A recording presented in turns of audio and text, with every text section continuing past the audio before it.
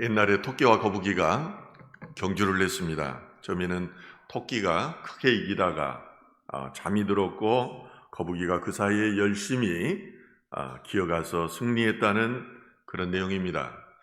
이솝 우화에 나오는 토끼와 거북이의 줄거리입니다. 그런데 그 후편이 있습니다.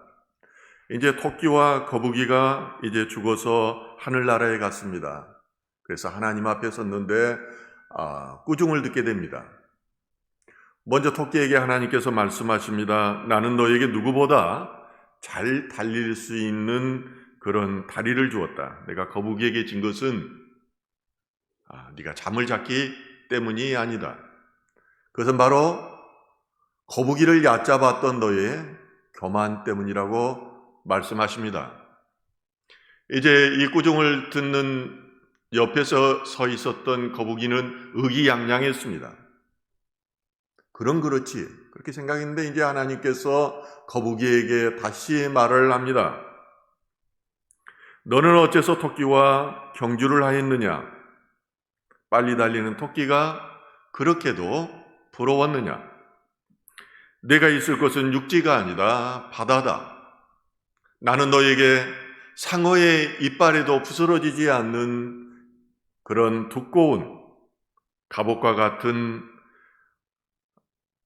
그런 껍데기를 주었고 튼튼한 다리를 주었다. 너는 바다에서 누구보다 우아하게 헤엄칠 수 있었다. 거북아, 너는 너로 족하다.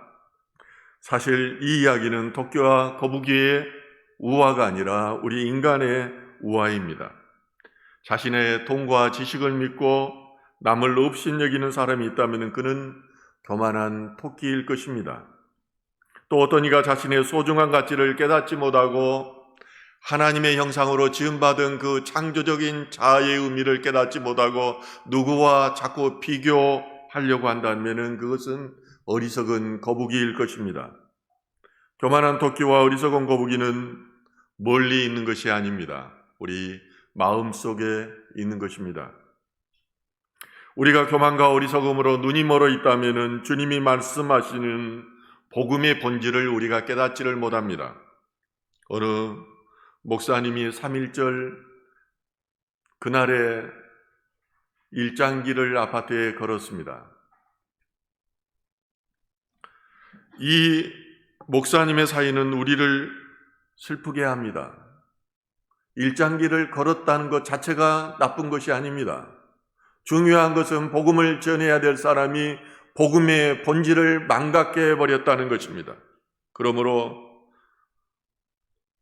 주님을 그는 슬프게 했습니다. 오늘 본문은 이렇게 시작합니다.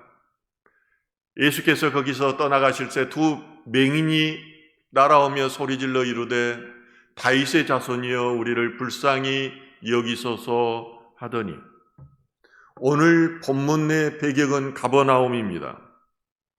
가버나움은 예수의 고향인 나사렛 지역에 있는 곳입니다. 이곳은 예수님께서 여러 전도 여행을 할 때 활동의 또한 중심지였고 여러 기적과 이적을 보이셨던 것입니다. 오직 많은 이적과 기적을 보였는데도 불구하고 그들이 믿지 않았기 때문에 화 있을진저 고라사나 그리고 벳세다라 그리고 가버나우마라고 말합니다.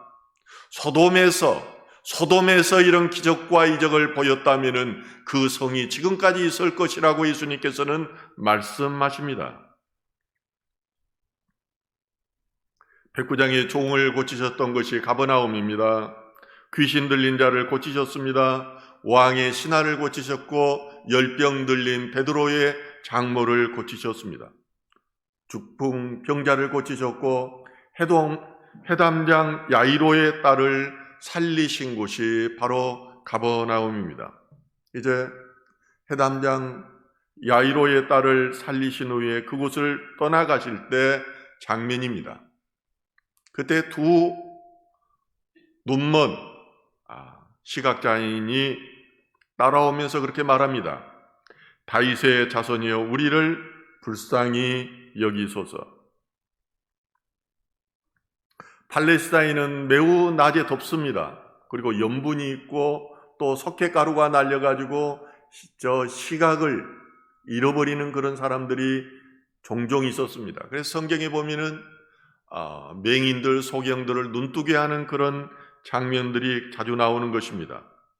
그런데 이 보이지 않는 시각장애인인 두 사람이 외치는 소리를 들어보십시오. 그들은 다윗의 자손이여라고 말을 합니다. 이 다윗의 자손이라는 이런 외침이 왜 중요한가 하는 점입니다. 그들은 하나님을 믿었다는 점입니다. 다윗의 허리에서 메시아가 오실 것이라는 것을 믿었던 사람입니다. 그러므로 마태복음 1장 1절은 그렇게 시작합니다. 아브라함과 다윗의 자손 예수 그리스도의 계보니라. 이사야서 29장 18절도 그렇게 말합니다. 그날에 못 듣는 사람이 책의 말을 들을 것이며 어둡고 캄캄한 데에서 맹인의 눈이 볼 것이며. 주님이 메시아가 오실 때를 예언하고 있는 것입니다. 이사야서 35장 5절은 말합니다. 그때에 맹인의 눈이 밝을 것이며 못 듣는 사람의 귀가 열릴 것이며. 보십시오. 눈이 멀었다고 하는 사람들은 주님을 알아봤습니다. 메시아이심을 알아봤습니다. 그렇지만은 당시에 눈을 떴다고 하고 지식이 많다고 하고 하나님을 누구보다도 많이 사랑한다고 하는 바리새인과 서기관들, 지혜가 많다고 하는 사람들은 예수를 보고도 메시아임을 알아보지 못했습니다. 심지어는 그를 죽이려고 했습니다. 오늘날도 어린아이와 같지 않으면은 하나님 나라가 그 안에 열리지를 않습니다. 어린아이와 같이 순수하고 어린아이와 같이 깨끗한 겸손한 그런 심령을 가질 때에 하나님 나라가 그 안에 열리는 것입니다. 그리스에 전해 내려오는 설화가 있습니다. 캄캄한 밤에 시각장애인이 마주오는 사람에게 보이도록 등불을 켜고 길을 갔습니다. 그런데 어떤 사람이 그 등불을 보지 못하고 부딪힌 것입니다. 그래서 이 시각장애인이 말합니다. 이 사람아 눈도 없나? 이 등불이 보이지 않소? 그러자 저쪽에 있는 사람이 말합니다. 당신이 가진 등불은 꺼진 지 오래되었다오. 그렇습니다. 바리새인들은 자신의 등불이 꺼진 줄도 모른 채 율법을 쫓아 자신들이 하나님 나라를 소유했다고 의로운 자였다고 생각하면서 살았습니다.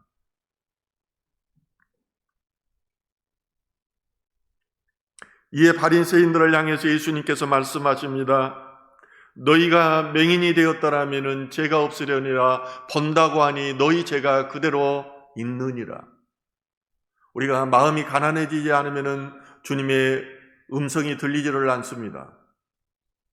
어린아이와 같이 않으면 하늘문이 열리지 않는 것입니다.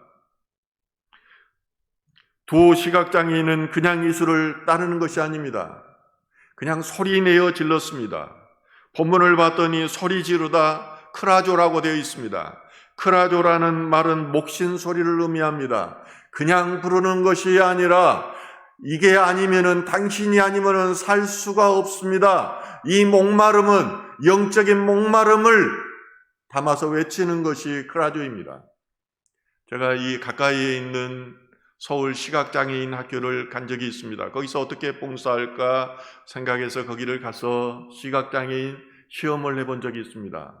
안대를 하고 걸어가는데 하얀 지팡이를 가지고 이제 걸어가지만은 이미 눈으로 봤던 지역인데도 얼마나 답답하고 힘든지 몰랐습니다. 그런데 평생 동안 앞을 보지 못하고 살았던 그 사람들의 심정이 어떠했겠습니까?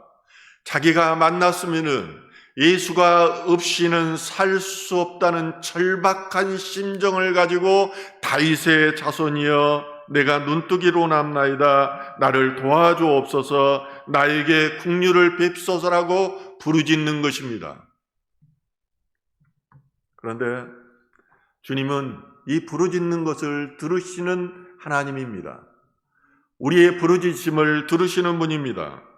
그런데도 왜 하나님께서는 나의 부르짖음에 반응하지 않을까요?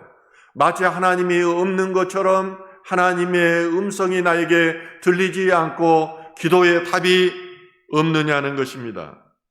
이 질문은 우리 모두에게 있습니다. 과연 하나님은 살아계시는가? 과연 하나님께서는 나의 부르짖음을 듣고 계시는가?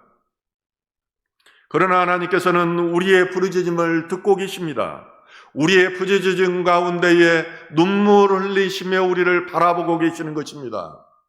우리는 시간 선상 위에서 많은 시간이 때로는 수십 년이 걸릴 수도 있습니다. 그 시간이 흐른 후에 하나님께서 응답해 주시는 음성을 듣거나 기도에 대한 응답을 보면서 하나님께서 어떻게 나를 기다리셨고 훈련시켰는가를 알게 되는 것입니다. 단지 하나님께서는 우리의 믿음을 보십니다. 부르짖음을 통해서 우리의 연단하시기를 원하시는 것입니다.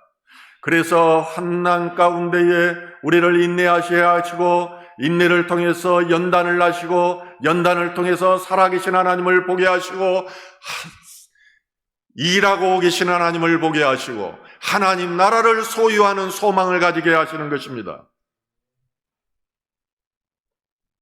저에게도 시간이 많이 흐른 후에 딱 10년이 됐을 때 하나님께서 그렇게 말씀해 주셨습니다. 네가 여자의 신발을 신고 나에게 순종했다. 저는 누구보다도 기질이 강한 사람입니다. 전국을 다니면서 수사를 했습니다. 그런데 하나님의 부르심을 받고 제가 순종할 때 여자 신발을 신고 순종했습니다. 그건 하나님만이 아닙니다. 얼마나 힘들고 고통스러웠는지 모릅니다. 저는 여자 신발이라는 그 표현이 너무나도 다가왔어요. 이건 나만이 아는 건데 어떻게 하나님이 그 과정들을 전부 보고 계셨구나.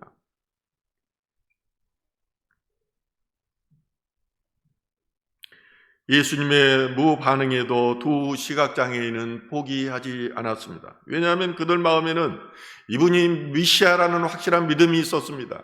이분이 아니고서는 자기의 삶이 변할 수 없다는 것을 알았습니다. 메시아가 아니고서는 자기가 살 수 없다는 것을 알았습니다. 그래서 응답이 없는데도 불구하고 쫑쫑쫑쫑 보이지 않는 자가 무리들 속에 섞여서 계속 따라갑니다. 이제 마지막에 더 예수님이 피할 수 없는 상황까지 갔을 때 그가 머무리는 집에 들어갔을 때 거기까지 따라가서 다윗의 자손이여 우리를 도와주셔서 그렇게 간절히 부르짖는 것입니다.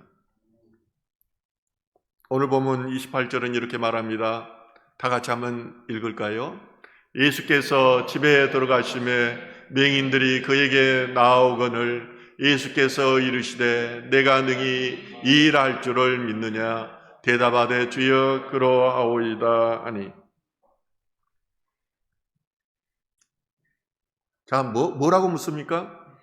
응답이 없었던 예수님께서 내 믿음이 내가 할 수 있는 것을 믿느냐고 묻습니다. 지금 예수님께서는 이 믿음을 보이기 위해서 이 믿음을 가르치시기 위해서 그를 훈련시키고 아무런 응답이 없었던 것입니다. 하늘문을 열는 열쇠가 이 믿음입니다. 우리의 믿음을 보시고 하나님께서 하늘문을 여시는 것입니다. 기도에 응답해 주시는 것입니다. 믿음은 누구나가 가지고 있는 그런 정도의 믿음을 원하지 않습니다. 소경이 시각장애인이 주여 나의 눈을 뜨기를 원합니다. 바로 응답해 줬다면은 모든 사람들이 눈을 뜨고 나서는 주님을 떠났을 것입니다. 저는 많이 봤습니다. 죽음 가운데서 주님께서 살려줬다고 고백하는 사람이 그리고 나서 어떻게 되었느냐는 것입니다. 전과 아무런 다름이 없습니다. 그렇게 그냥 어영부영 미친놈처럼 살아가는 것을 저는 많이 봤습니다. 주님이 없는 사람들의 영혼이 빛 가운데서 보면 어둠 가운데 사는 사람들의 삶이 미친놈처럼 사는 것입니다. 그런데 이 믿음은 우리의 생각과 지식과 경험과 감성을 뛰어넘는 것입니다. 가능해서 우리가 절벽 위에서 떨어져서 나무에 달려있을 때에 우리는 하나님을 향해서 그렇게 부르짖습니다. 하나님 살려주십시오. 내가 죽을 것 같습니다. 이 나무마저 내가 놓으면 죽을 것 같습니다. 내 생각으로는 이 나무에서 짠하고 뭐가 받쳐줘서 살릴 것을 기대하면서 그렇게 기도합니다. 그런데 하나님은 그 순간에 너의 경험, 너의 지식, 너의 의지를 내려놓으라고 말합니다. 네가 붙들고 있는 그 나무를 내려놔라. 제가 직장 다닐 때도 그랬습니다. 이 직장을 내려놔라. 제가 밖에서 사역할 때도 그랬습니다. 이 사역을 내려놔라. 죽을 것 같으니까 안 내려놓습니다. 하나님, 그건 말고요. 그건 말고요.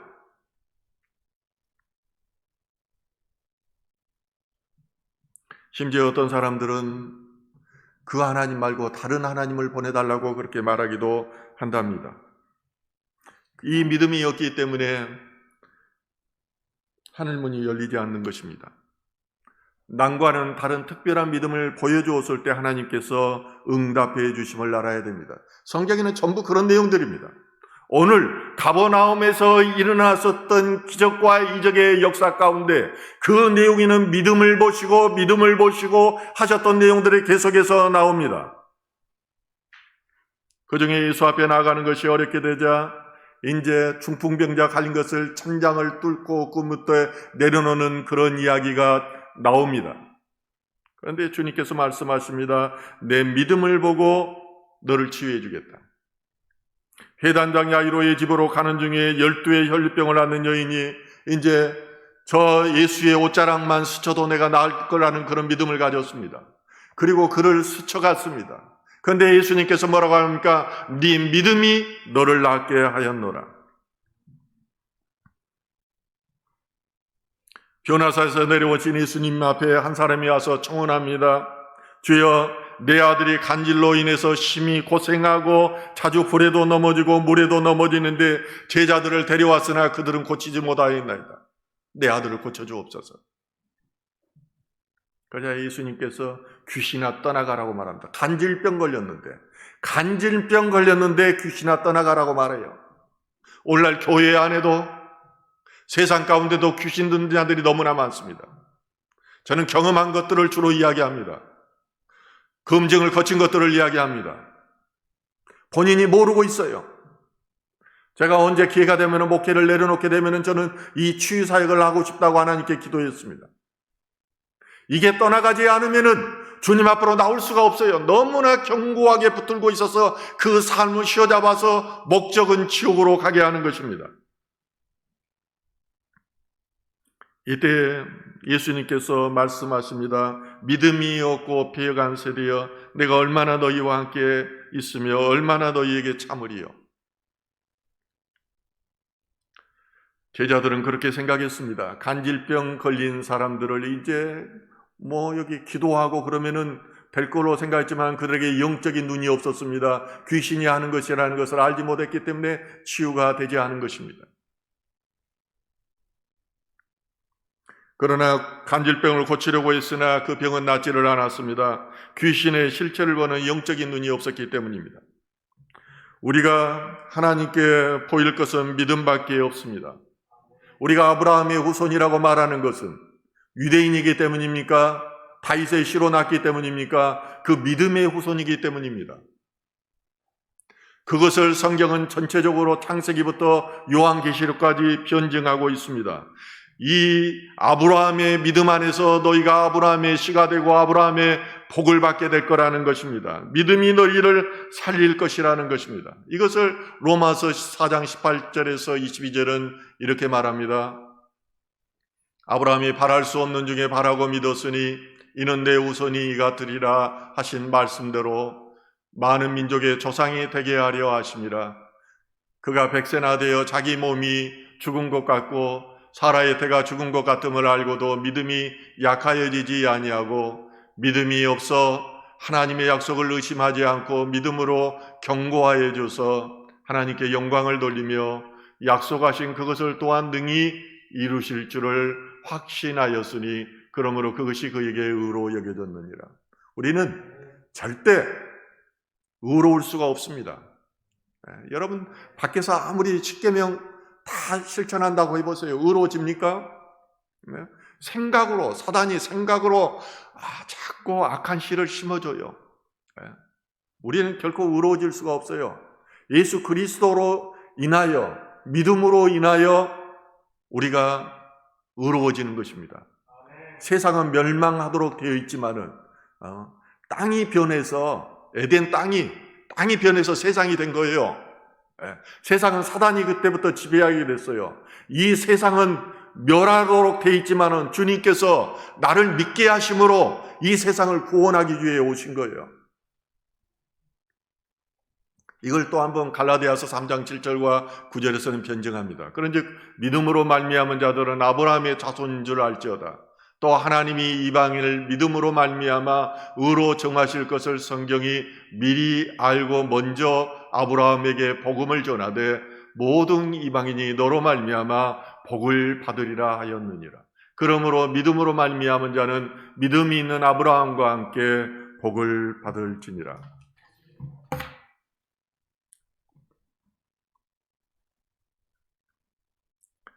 이제 본문 29절은 이렇게 말합니다. 예수께서 그들의 눈을 만지시며 이르시되 너희 믿음대로 되라 하시니.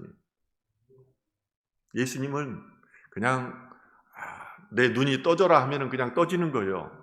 근데 어떤 사람에게는 눈을 만지고 또 실로한 연못에 가서 진흙을 발라가지고 하고 침을 뱉어가지고 하고 여러 가지를 할까요? 여러분이 하는 방식으로 치유하지 않습니다.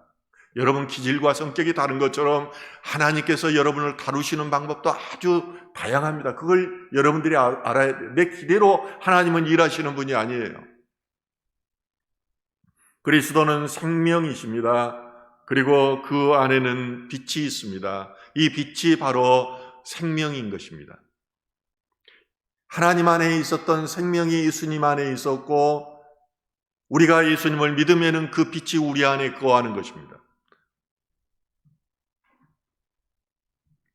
그러므로 예수님은 사랑의 마음으로 그를 만지셨고 믿음대로 되라고 말씀하시자 세상에 이 빛을 그가 보게 된 것입니다.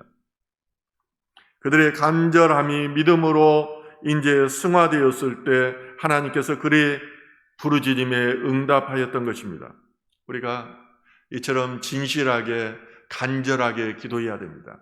그리고 쉬지 말고 기도해야 하는 것입니다. 하나님은 듣지 않는 것 같지만은 우리가 생각하는 것도 다 들으십니다. 우리의 신음소리 하나도 다 듣고 계세요. 제가 그냥 막 어디 책에서 보고 그냥 생각나는 대로 한 게 아니에요. 저는 나 부인하는 훈련을 내가 십몇 년째 지금 받고 있잖아요. 나를 부인하는 훈련. 예수님의 제자가 되기 위해서 뭘 부인해야 되는 줄 압니까? 부모를 먼저 부인해야 돼요. 두 번째 재물을 부인해야 돼요. 세 번째는 나를 부인해야 돼요. 이 과정이 얼마나 고통스러운지 몰라요. 이 부인하고 나면은 하나님의 복이 임하는 거예요. 가령 여러분이 자녀들이 자동차 사주라고 그러면 어떻게 합니까? 제가 아들 미국에서 유학생활을 할 때 거기는 실제 가보니까 차가 없으면 학교 생활이 어렵겠더라고요. 워낙 캠퍼스가 넓어가지고 걸어 다닐 수도 없어요. 그런데 차를 사달라고 그러는데 이 녀석이 혹시라도 차 타고 다니면서 술집 다니고 친구들 놀러 다닐까 봐서 안 사줬어요. 또 뭐 이모도 그에 사주면 안 된다고 하고 그래서 안 사줬어요. 그러면서 계속 훈련을 시키는 거예요. 계속. 그냥 힘들게 아르바이트 하면서 돈을 벌게 만들고. 왜? 돈이 없어서가 아니에요. 훈련시키느라고 그러는 거예요. 훈련시키고. 그랬더니 마지막에는 이제 차 없으면 학교 안 다니겠다고 그러더라고요. 2단계가 되니까 사줬어요. 2단계가 되니까 자기 누나한테도 이제 하소연하고 하니까 누나도 사주자고 그래서 사줬는데 우리도 마찬가지입니다. 아무리 아버지한테 차 사달라고 해서 바로 사줍니까? 얘가 그 준비가 됐다고 싶을 때 면허증도 잘 갖고 있고 삶의 모습을 갖췄을 때 차를 가장 좋은 곳으로 가장 적절한 시기에 사주는 것 아닙니까? 하나님도 바로 이렇다는 것입니다. 귀신 들린 아이를 고치지 못하고 그랬을 때 이제 제자들이 주님께 와서 묻습니다. 주님, 왜 주님은 되는데 우리는 안 됩니까? 우리도 예수님 이름으로 했어요. 주님 가르치신 대로 그대로 했다고요. 그런데 주님 그렇게 했는데도 왜 이게 안 떠나갑니까? 뭐라고 말합니까? 이르시되 너희 믿음이 작은 까닭이니라. 그때부터 같이 한번 읽을까요? 진실로 너희에게 이르노니 만일 너희에게 믿음이 겨자씨 한 알만큼만 있어도 이 산을 명하여 여기서 저기로 옮겨지라 하면 옮겨질 것이요 또 너희가 못할 것이 없느니라. 여러분 이 말씀 믿습니까? 그런데 실제로 그렇게 하니까 산이 옮겨지던가요? 그럼 이 말이 무슨 뜻일까요? 허풍쟁이일까요? 저는 이럴 때 의문이 들 때가 가끔 있어요. 하나님 허풍쟁이일까요? 하나님은 내 경험으로 봤을 때 1.1획도 틀림이 없습니다. 1.1획도. 말씀하시면 그대로 이루어졌어요. 저한테 살구나무 한 쌍을 보여줬어요. 그 말은 너한테 보여준 것이 그대로 이루어질 거라는 그 내용이었어요. 그런데 꿈으로 10년 전에 보이면은 그 내용이 그대로 10년 후, 5년 후에 그대로 이루어졌어요. 말씀하시면은 말씀이 그대로 이루어졌어요. 그러면 이 말씀이 하나님의 말씀인데 하나님이 허풍을 쳤냐는 거예요. 이 말씀은 그럼 어떻게 해석해야 되느냐는 거예요. 어떤 권사님이 새벽 기도를 매일 나갔습니다. 나가는 과정에 산이 있었어요. 늘 산을 등성이를 넘어야겠어요. 저도 초등학교 때 우리 동네에 교회가 없었기 때문에 한 번도 빠지지 않고 눈이 오나 비가 오나 산을 넘어서 이웃 동네 교회를 나간 적이 있어서 알아요. 그러다 보니까 힘드니까 이 할머니가 하나님께 작정 기도를 해요. 한 달 동안. 하나님이 이 산을 내가 믿음이 있으면 저리로 옮기라고 하면은 옮겨진다고 했는데 이 산을 옮겨주십시오. 그리고 마지막 날 한 달이 됐을 때 할머니가 교회에서 문을 열고 산을 바라봅니다. 그런데 산이 그대로 있어요. 그래서 그 할머니가 하는 말이 그러면 그렇지. 할머니는 한 달 동안 작정 기도를 했지만은 이 산이 옮겨지지 않을 거라는 것을 알았던 거예요. 그러면 오늘 본문 말씀은 어떻게 해석해야 하느냐는 것입니다. 예수님의 말씀은 천국 백성을 가르치는 데 있어요. 제자들을 가르치는 데 있어요. 비유로 말씀하시는 거나 하는 것은 하나님 나라에서 천국에서 이루어질 것에 대한 태도와 자세에 대해서 말씀하시는 거예요. 그런데 천국에서는요, 제가 간증을 저는 하나님을 알기 위해서 참 천국을 다녀온 분들이나 이런 거 뭐 분별하면서 읽습니다. 물론. 그래서 제가 지옥에 관한 그런 간증들 많이 보면서 공통점을 찾아갑니다. 그런데 천국을 갔다 온 분의 간증을 들으니까 그렇더라고요. 여기서 산이 옮겨지라고 하면은 생각만 해도 옮겨진다는 거예요. 내가 저기 있고 싶다고 그러면은 내 몸이 저기로 가 있다는 거예요. 다시 말해서 오늘 이 말씀은 너희가 천국 백성일 때 그렇게 된다는 거예요. 천국 백성일 때. 이 땅에서 살지만은 우리는 하나님 나라에서 사는 것입니다. 하나님 나라를 소유하는 것이에요. 이 훈련을 받는 거예요. 이 믿음으로 훈련돼야지 이 믿음으로 천국 백성에 대해서 하늘나라에서 그렇게 살아간다는 이야기인 것입니다.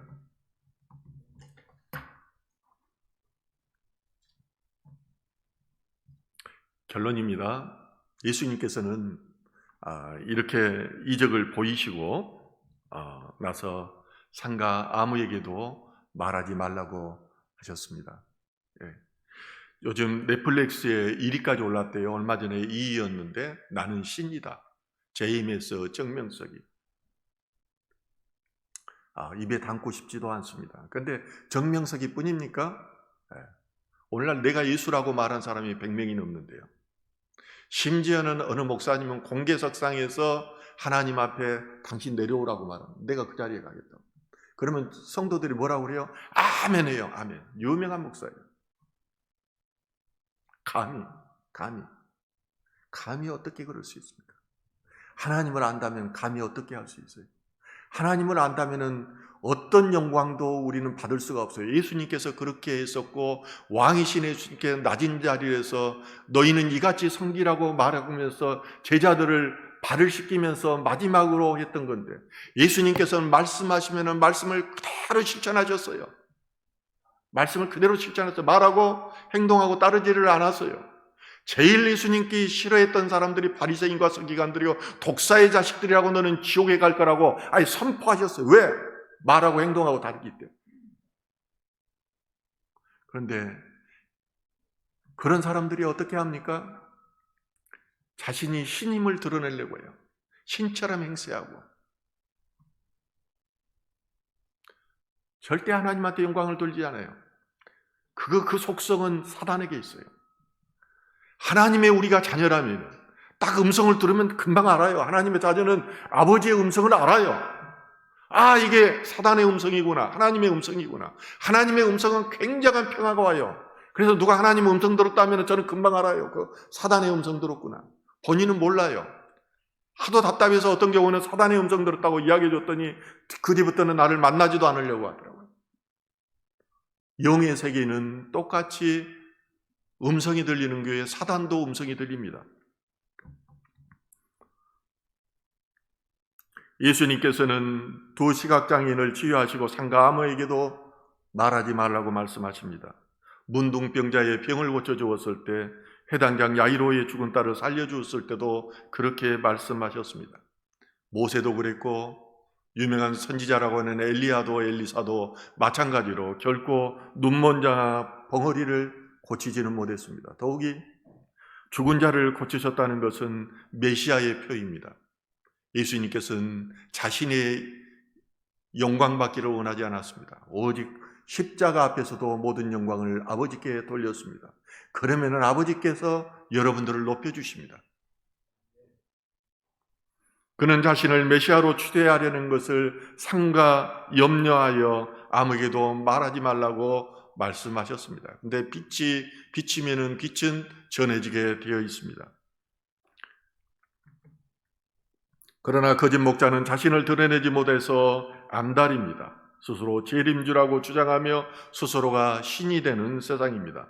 마지막 시대의 영적 분별력을 가지고 하나님 나라를 오직 믿음으로 소유하는 저와 여러분 되기를 주님의 이름으로 축원합니다.